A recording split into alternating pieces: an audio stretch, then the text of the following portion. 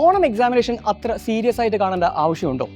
ഇത് നമ്മളെ സ്കൂളുകാരിടുന്ന question paper അല്ലേ? ഇങ്ങനെയുള്ള ഒരുപാട് ക്വസ്റ്റ്യൻസ് കേട്ടിട്ട് കൺഫ്യൂഷൻ അടിച്ച് നിൽക്കുന്നവരാണോ നിങ്ങൾ? എന്നാൽ നിങ്ങൾക്കുള്ള ആൻസർ ഞാൻ പറഞ്ഞുതരാം. ഇത്തരം ചോദ്യങ്ങൾ നമ്മൾ കേട്ടിട്ടുണ്ടാവുക, ഒന്നെങ്കിൽ നമ്മുടെ സുഹൃത്തുക്കൾ നമ്മളോട് പറഞ്ഞിട്ടായിരിക്കും, അല്ലെങ്കിൽ നമുക്ക് മുമ്പേ പഠിച്ചു പോയ നമ്മുടെ സീനിയേഴ്സോ മറ്റോ പറഞ്ഞിട്ടായിരിക്കും കേട്ടിട്ടുണ്ടാവുക.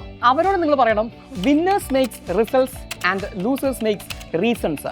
പരാജയപ്പെടുന്നവർക്ക് ഒരുപാട് റീസൺസ് പറയാനുണ്ടാവും.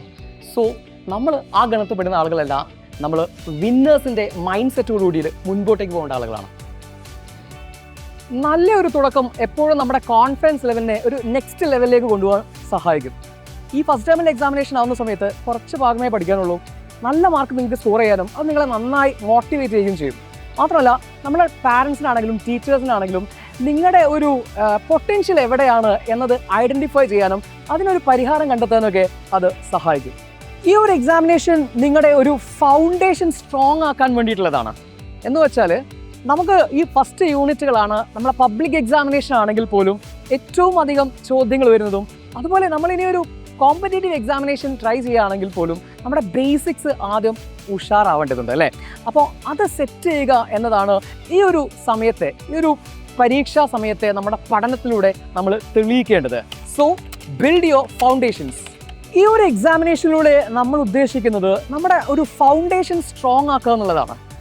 സോ നമ്മുടെ ഫസ്റ്റ് ടേമിൽ എക്സാമിനേഷൻ ശരിക്കും നമ്മുടെ ഒരു ബിൽഡിംഗ് ബ്ലോക്സ് ആണ്, അല്ലെങ്കിൽ ബേസിക്സ് ആണ് നമ്മൾ ഇവിടെ പഠിക്കുന്നത്. So you have to make sure that you have a strong base in all these basics. This examination is like a mirror. It reflects where you shine and where you have a problem.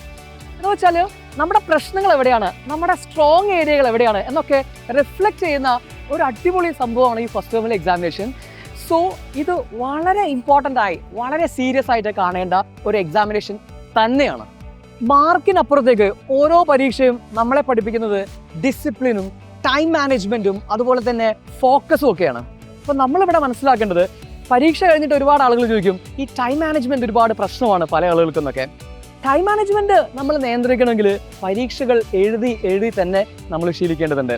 So ഇവിടെ ഇത്രയും effort എടുത്തിട്ട് സ്കൂളാണെങ്കിലും teachers ആണെങ്കിലും ഒക്കെ നമുക്ക് ഒരുപാട് effort എടുത്തിട്ട് ഇങ്ങനൊരു examination ഒരു ചാൻസ് ആയിട്ട് നമ്മൾ കാണുക. Don't miss this opportunity. So മക്കളെ, നമ്മൾ കുറച്ച് മാസങ്ങളായി ഇതിൻ്റെ പിന്നാലെയാണ്, കുറേ വർഷങ്ങളായി നമ്മൾ ഈ ഒരു ജേർണി സ്റ്റാർട്ട് ചെയ്തിട്ട്. So respect this examination. അത് ശരിക്കും നിങ്ങളെ റെസ്പെക്ട് ചെയ്യുന്നത് നിങ്ങളുടെ തന്നെ ഹാർഡ് വർക്കിനെയാണ്, നിങ്ങളുടെ ടീച്ചേഴ്സിൻ്റെ ഹാർഡ് വർക്കിനാണ്. So give your best to this examination. നിങ്ങൾക്ക് വരാനിരിക്കുന്ന ആ ഒരു വലിയ യാത്രയുടെ ഒരു നല്ല തുടക്കമാവട്ടെ ഈ ഒരു എക്സാമിനേഷനോടെ. All the best.